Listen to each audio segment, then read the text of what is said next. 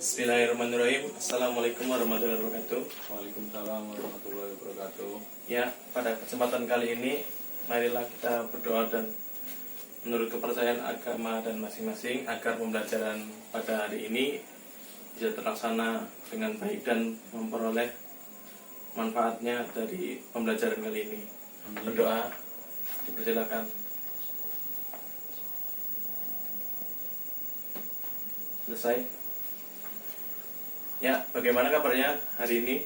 Alhamdulillah baik Pak.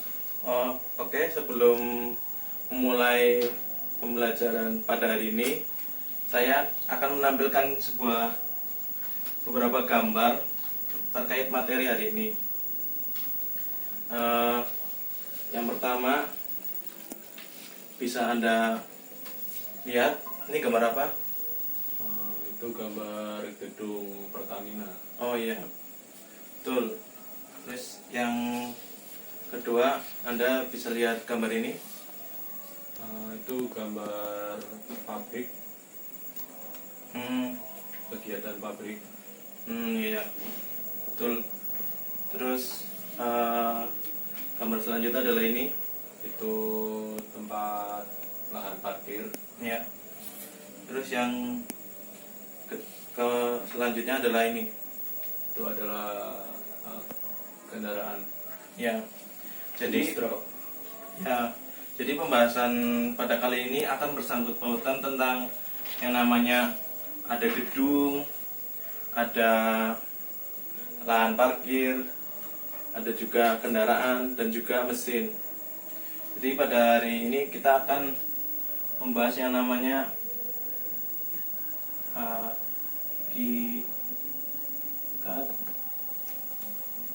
aset tetap. Ya.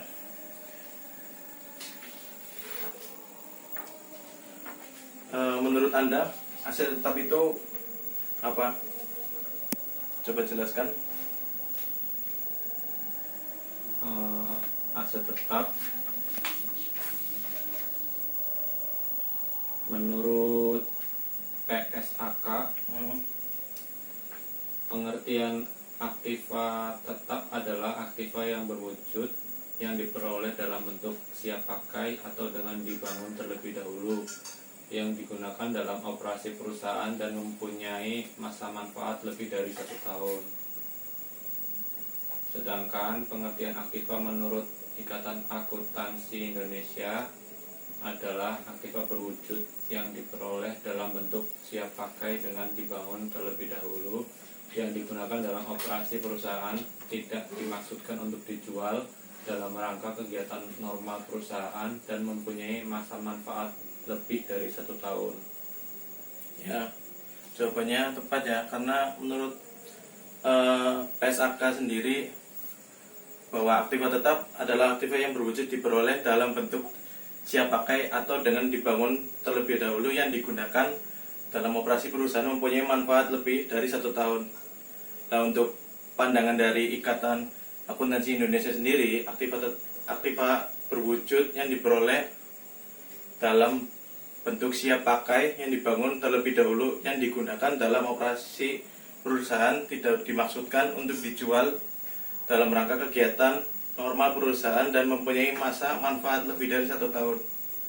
Ya, itu pengertian dari aset tetap. Sekarang kita menuju ke jenis-jenis aktiva tetap. Menurut S.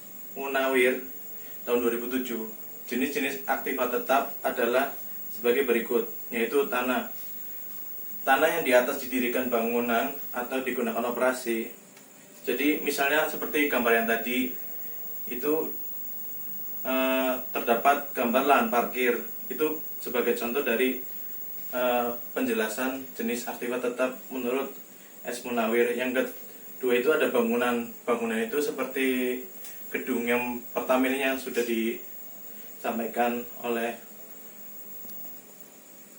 Anda. Ya. Terus yang keempat ada mesin. Mesin sendiri itu juga merupakan salah satu aset tetap. Terus yang ketiga ada kendaraan. Tadi ada kendaraan delivery sendiri. Itu merupakan jenis-jenis aktiva tetap. Oke, kita masuk ke karakteristik aktiva tetap. Menurut Jerry J. Weigendi tahun 2007, karakteristik aktiva tetap yaitu memiliki bentuk fisik. Yang kedua, digunakan dalam kegiatan operasional. Yang ketiga, tidak untuk dijual ke konsumen. Sedangkan menurut pendapat lain, yaitu seperti Sumarso SR tahun 2005, karakteristik aktiva tetap sebagai berikut, yaitu masa manfaatnya lebih dari 1 tahun. Yang kedua, digunakan dalam kegiatan perusahaan. Yang ketiga, dimiliki tidak untuk dijual kembali dan dalam kegiatan normal perusahaan. Yang keempat, nilainya relatif cukup besar. Terus kita lanjut bahwa aset tetap itu dibagi menjadi 2, yaitu aset tetap berwujud dan aset tetap tidak berwujud. Penjelasan pertama itu yaitu tentang aset tetap berwujud. Aset tetap berwujud adalah aset yang memiliki bentuk fisik dan bersifat relatif permanen. Aktiva tetap berwujud dapat mengalami penyusutan, contohnya seperti gedung, bangunan, tanah, peralatan, kendaraan, mesin. Apa sampai di sini sudah jelas? Ini maksudnya penyusutan apa, Pak? Penyusutan nilai atau penyusutan? Jadi setiap penggunaan mesin itu kan ada masa penggunaan efektifnya. Jadi setiap tahunnya pasti mengalami banyak pengurangan. Jadi perlu namanya berarti yang menyusut itu nilainya. ya, dari nilainya itu bisa menyusut karena faktor mesin tadi itu operasional mesinnya itu biasanya sudah lewat dari 1 tahun, harus diganti gitu. Oh iya. Ya, yang selanjutnya yaitu aktiva tetap tidak berwujud. Aktiva tetap tidak berwujud biasanya berbentuk hak usaha yang dimiliki perusahaan, antara lain lisensi, hak cipta, merek dagang, sistem keamanan, dan franchise. Kemudian kita lanjut ke perolehan aktiva tetap. Pembelian tunai. Dalam pembelian tunai, aktiva tetap yang diperbolehkan dari pembelian tunai dicatat dalam pembukuan dengan jumlah sebesar uang yang dikeluarkan. Apabila dalam pembelian aktiva tetap ada potongan tunai, maka potongan tunai tersebut merupakan pengurangan terhadap faktur, tidak memandang apakah potongan itu didapat atau tidak. Terus yang kedua, ada pembelian angsuran. Perolehan aktiva tetap itu terdapat pembelian angsuran. Apabila aktiva tetap diperoleh dari pembelian angsuran, maka dalam perolehan aktiva tetap tidak dibolehkan termasuk bunga. Bunga selama masa angsuran baik jelas-jelas dinyatakan tidak dinyatakan tersendiri, harus dikeluarkan dari harga perolehan dan dibebankan sebagai biaya bunga. Terus yang selanjutnya, perolehan aktiva tetap ditukar dengan surat-surat berharga. Aktiva tetap sendiri diperoleh dengan cara ditukar dengan saham atau obligasi perusahaan, dicatat dalam buku besar harga pasar saham atau obligasi yang digunakan sebagai penukar. Apabila harga pasar saham atau obligasi tidak diketahui, maka perolehan aktiva tetap ditentukan sebesar harga pasar aktiva tersebut. Jadi akan saya contohkan jurnalnya, yaitu tentang ditukar perolehan aktiva tetap ditukar dengan surat-surat berharga. Yaitu misal kita membeli sebuah mesin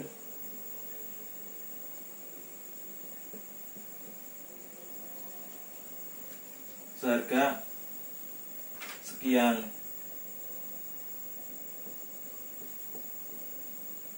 Nah, untuk debitnya itu adalah mesin, dan untuk kreditnya itu kita adalah modal sekian. Terus apabila terjadi saham tersebut mengalami adanya untung, itu bisa terjadi yang namanya agio saham.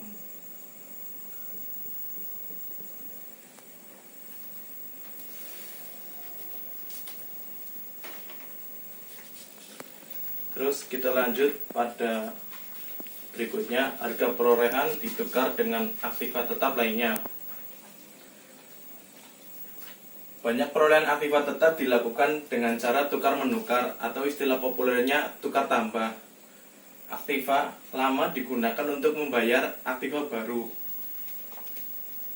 baik seluruhnya atau sebagainya, di mana kekurangannya dibayar tunai. Kondisi seperti ini, prinsip harga perolehan tetap harus digunakan, yaitu aktiva baru dikapitalisasikan dengan jumlah sebesar harga aktiva lama ditambah dengan uang yang dibayarkan, atau dikapitalisasikan sebagai harga pasar aktiva yang baru diterima. Terus kemudian dilanjut, harga perolehan aktiva tetap diperoleh dari hadiah atau donasi. Aktiva tetap yang diperoleh dari hadiah atau donasi, pencatatannya dilakukan menyimpang dari prinsip harga perolehan. Untuk menerima hadiah seringkali dikeluarkan biaya, namun biaya tersebut jauh lebih kecil dari nilai aktiva tetap yang diterima.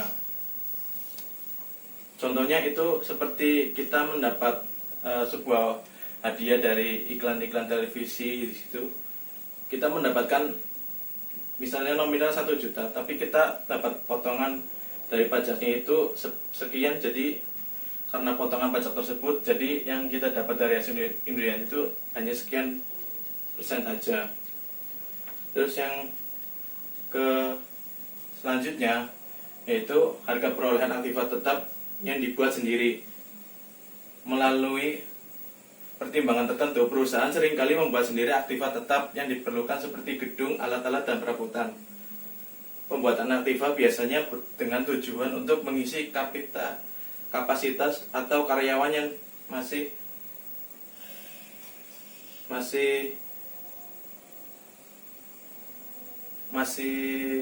mencukupi semua biaya yang dibebankan. Pembuatan aktiva sendiri seperti bahan, upah langsung, dan factory overhead langsung tidak menimbulkan masalah dengan penentuan harga pokok aktiva tetap yang dibuat.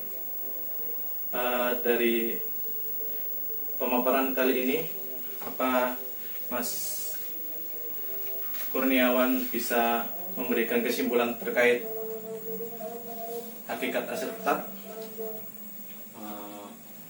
Baik Pak, saya bisa memberikan kesimpulan soal dari penjelasan Bapak tadi.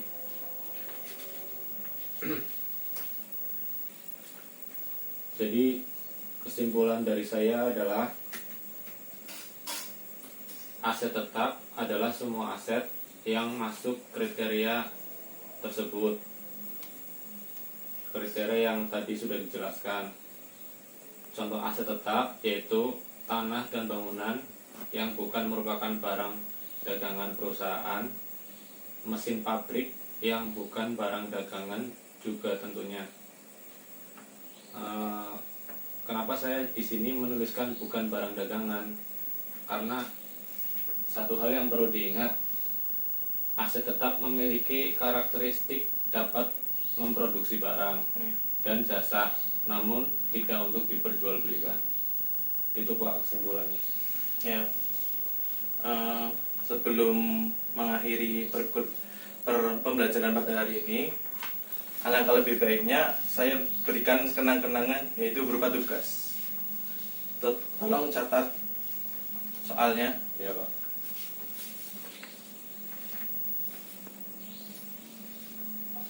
Apa yang termasuk aset tetap? Apa saja yang termasuk dalam aset tetap?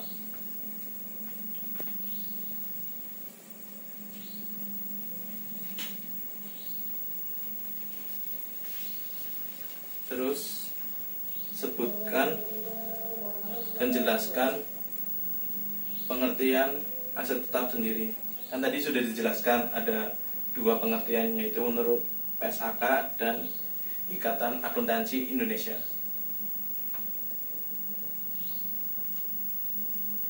Terus yang ketiga, apa yang dimaksud dengan aktiva?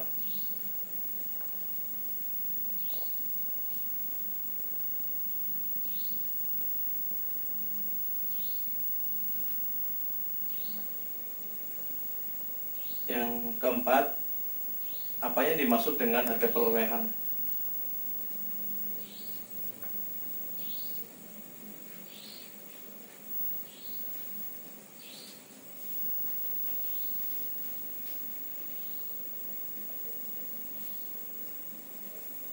Terus yang kelima,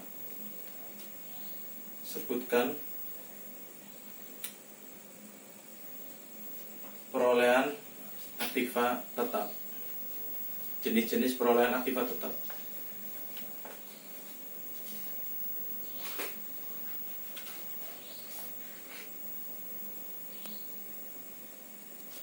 Ya, mungkin cukup sekian dari pemaparan saya dan bimbingan saya. Kurang lebihnya mohon maaf. Wassalamualaikum warahmatullahi wabarakatuh. Waalaikumsalam warahmatullahi wabarakatuh.